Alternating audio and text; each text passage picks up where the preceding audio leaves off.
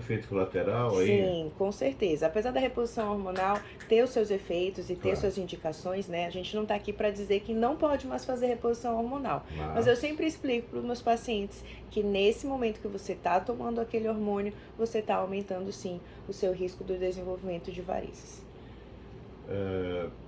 doutora, olha, estou conversando com a doutora Natália, que a sua formação é Sou angiologista, cirurgiã vascular e endovascular também. Então eu cuido das doenças da circulação.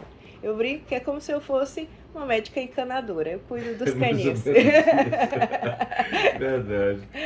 O encanamento é comigo mesmo, né? Mas vamos entender para que o ouvinte entenda, porque às vezes fica dizendo, por que que fica esse, por que que vai acumulando? Como é que funciona essa circulação? Vamos tentar botar aqui de uma forma simplória. Como é que funciona essa circulação? Por que que esse sangue volta? Parece que é como se uma gotinha voltasse e fosse acumulando, é isso? Para formar Para varizes? formar varizes. Assim, para a gente iniciar, a gente tem 3 tipos de circulação no nosso corpo, Robson. A gente tem a circulação arterial, então as artérias elas levam o sangue do coração para as pernas, para as extremidades, cheio de oxigênio, cheio de nutrientes.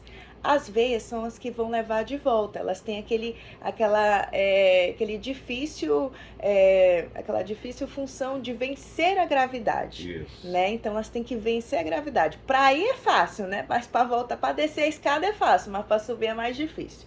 Então elas têm essa função e elas vão subindo em etapas. A gente pensa que é uma coisa contínua, mas as veias, o sangue ele sobe e para nas válvulas. As veias dentro elas possuem umas válvulas. Algumas pessoas por alguma, como a gente já falou, disposição genética, já nascem com essas válvulas um pouco defeituosas ou durante a vida elas vão ficando mais defeituosas e não fecham completamente. Então o sangue, em vez dele ir parar na válvula e fazer essa subida degrau por degrau, né, como a válvula não funciona, é como se escorregasse. Então um pouquinho do sangue volta e só um pouco vai para frente, vai sempre ficando. Dessa forma a veia vai ficando dilatada, tortuosa e causando todos aqueles sintomas que são bem conhecidos das varizes. Bem, a pergunta que alguém deve estar fazendo em casa então, tem como corrigir isso? Porque fica pensando, vem cá, dá para ajeitar essa válvula? Ou então, depois que uma dessas artérias, ela fica entumecida, a gente sabe, fica aquela coisa enorme, dá para corrigir aquilo? Existe forma de corrigir? O que fazer? Não, no caso da veia, não. Como as válvulas são muito pequenas, a gente ainda não teria essa tecnologia. O que a gente faz é excluir essa veia. Então a gente vai fazer algum tratamento para fechar ela. Para fechar ela, a gente vai retirar ela, a gente vai ablar ela, para que ela A pare gente de vai o quê? ablar, que é uma ablação química, para a gente fechar ela, Aí, fechar a parede. Que a gente isso. pode fazer de várias maneiras. Ou a gente pode arrancar essa veia, que seria a cirurgia de varizes convencional, mas existem hoje em dia os novos tratamentos. Então a gente pode aplicar uma substância para ela fechar, que seria uma escleroterapia ou uma escleroterapia com espuma. A gente pode fazer termoablação, ou seja, passar um laser ali e o laser com o calor ele é capaz de fechar a parede da veia, ela fica fechadinha dentro do seu organismo, sem corte nenhum. Ah, Natália, mas e se você fechar essa veia, por onde vai passar o meu sangue? Por todas as outras que ainda estão abertas e funcionantes. Então é como se o sangue fosse uns carros, as hemácias fossem uns carros e a gente tivesse nas varizes aquela estrada toda esburacada. Mas todo mundo só sabe passar por aquela estrada.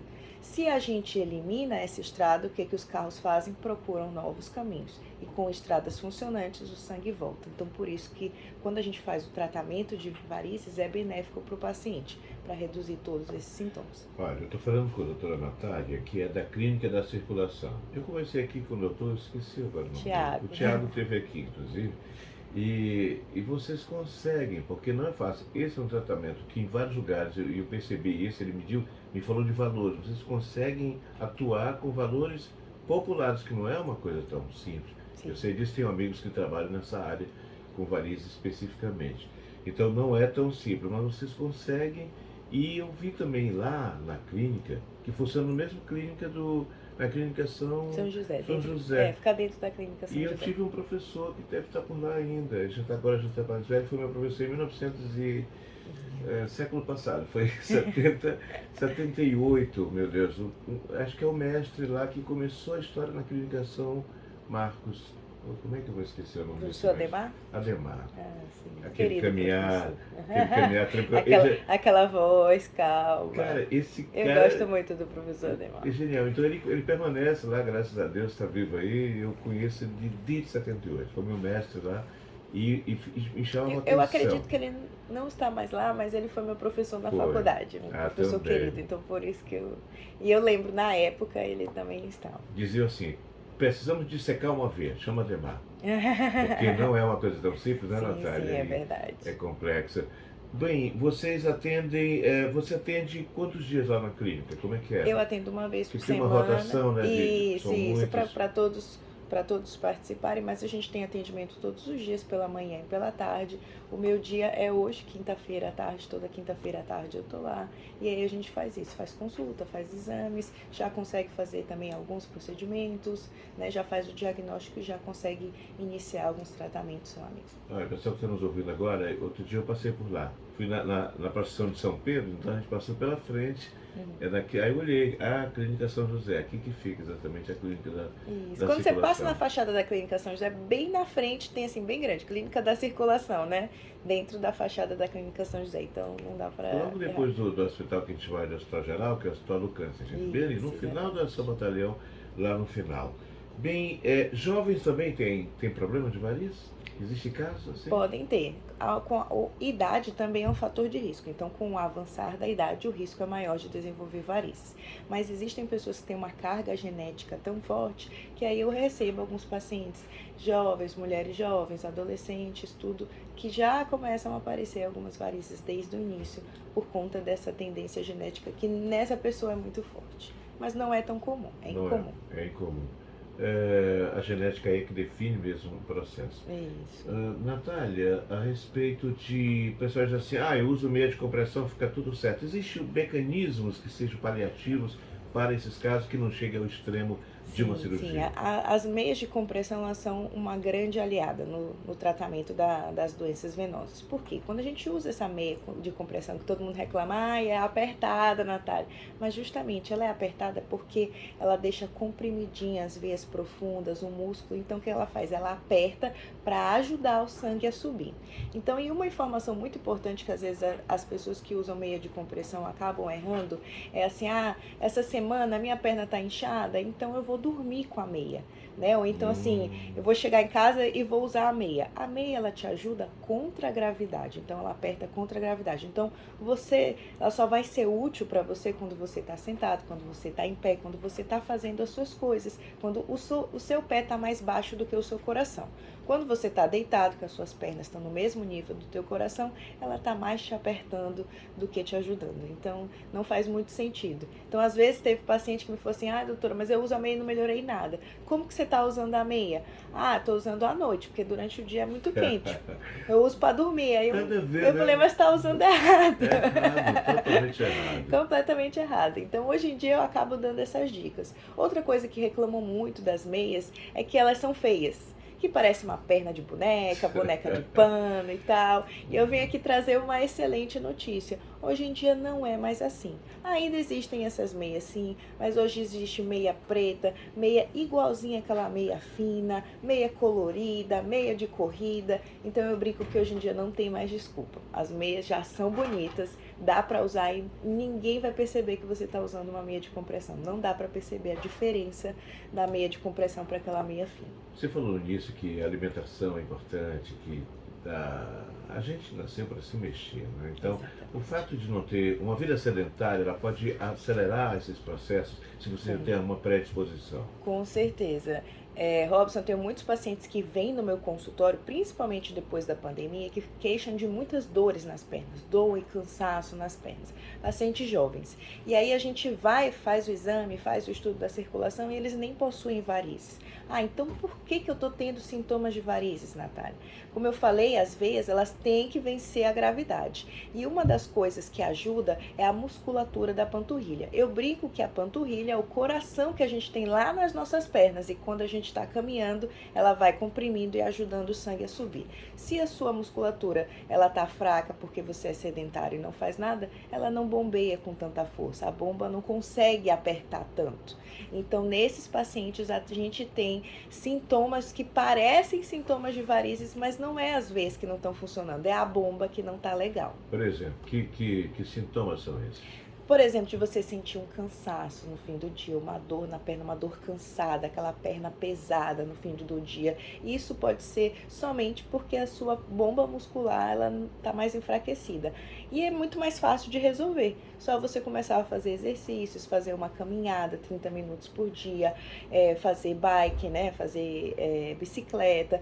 Você, se for na academia, malhar a panturrilha. Então, a panturrilha ela é muito importante para nós da vascular. Então, a gente sempre valoriza muito isso, que você faça exercícios e que fortaleça a sua panturrilha. O contrário também é verdadeiro, Robson. Às vezes eu tenho pacientes que têm varizes de casos avançados e que chegam assim para mim, eu não sinto nada. Aí sempre são aqueles pacientes com porte atlético e que a gente vai perguntar, faz muito exercício. Então, não só a bomba, ela é tão importante que ela pode até compensar quando a tua veia não está funcionando. Então, pacientes que têm varizes já calibrosas, que eram para ter muitos sintomas, como eles têm uma bomba muito fortalecida por fazer exercícios diários, eles não sentem quase sintomas. Só mais uma perguntinha, eu estou com o meu tempo estourando aqui. Tá. Natália, às vezes, por exemplo, você está ali parado e de repente parece que alguém te enfiou uma coisa, aquelas dores ao longo das artérias.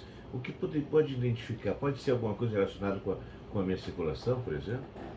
Se você está parado, pode ser que seja uma cãibra, Às vezes pode parado, não, às vezes parado mesmo. Já aconteceu comigo, por exemplo.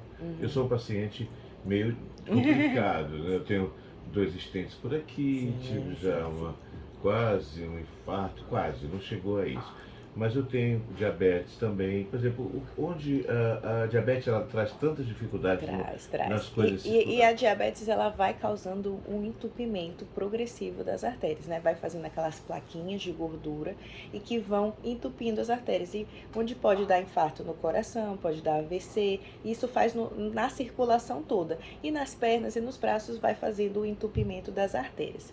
Eu acredito que esse sintoma que tu me falou não parece muito vascular porque você está parado. No caso de sintomas arteriais, se a gente tem entupimento das artérias, lembra lá que eu disse que ela que leva o oxigênio e o sangue. Então, ela é mais relacionada com o movimento. Se você está parado, não dói, aí começa a andar, quando você começa a andar, fazer um esforço que a sua perna precisa de mais oxigênio, precisa de mais sangue e a artéria está quase entupida, ela não consegue dilatar, ela não consegue entregar mais sangue porque ela está parcialmente obstruída. Aí, nessa hora, o paciente sente dor, ele claudica, que a gente diz. Então, ele começa a caminhar, sente dor, sente uma cãibra, sente muita dor, para. Aí a dor alivia, ele caminha mais um pouco.